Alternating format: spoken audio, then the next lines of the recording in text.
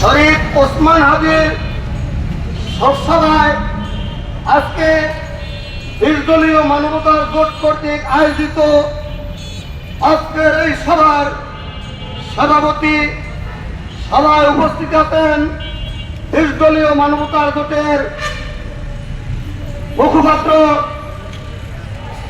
Doctor মাওলানা আজহারুল ইসলাম সাহেব। সভায় উপস্থিত আছেন নির্দলীয় মানবতার জোটের চেয়ারম্যান বৃন্দ, ভাইস চেয়ারম্যান বৃন্দ। সভায় উপস্থিত আছেন দূর দূরান্ত থেকে আগত আমাদের নেতা নেতৃবৃন্দ। সবার সামনে উপস্থিত আছেন বিভিন্ন মিডিয়ার ভাই বোনেরা।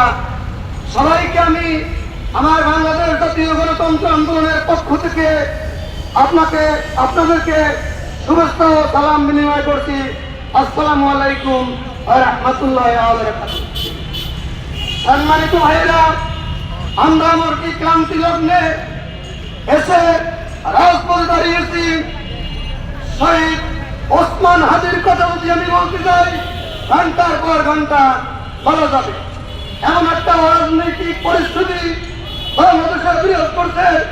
এই বাংলাদেশ শাহজালালের দেশ, এই বাংলাদেশ শাহপরানের দেশ, এই বাংলাদেশ পরিয়াল্লার দেশ। এই বাংলাদেশে আমি দেখেছি শিয়ালদৌল থেকে শুরু করে ভারত সরকার পর্যন্ত কোন সরকারি এই সম্ভাবনাময় রাষ্ট্রের সাধারণ মানুষের সাথে ফিরিমিনি করেছেন। তারা কেউ গণতান্ত্রিকভাবে আমাদের মৌলিক অধিকার আদায় করতে পারেনি। আমাদের বাংলাদেশের মানুষের মৌলিক অধিকার অন্ন, বস্ত্র, শিক্ষা, বাসস্থান, চিকিৎসা, আমি এর সাথে আরো দুইটি অধিকার যুক্ত করেছি। গণতান্ত্রিক রাষ্ট্রে ভোট দেওয়া একটি মৌলিক অধিকার এবং শিক্ষা বিনোদন আমাদের একটি মৌলিক অধিকার। আমার এই 49 বছর বয়সের মধ্যে আমি একটা ভোট আমি দিতে পারি নাই। বিগত সরকারের সংবিধানে লেখা ছিল 17 আগস্টে আমার ভোট আমি দেব, যাকে খুশি তাকে দেব। সেই ভোট তো আমরা দিতে পারি না। আমি বর্তমান সরকারের প্রধান উপদেষ্টা এবং উপদেষ্টা মন্ডলীর সদস্য যারা আছেন তাদের কাছে উদাত্ত আহ্বান করব, আপনারা এমন একটি নিরঙ্কুশ ভোট প্রথা চালু করবেন।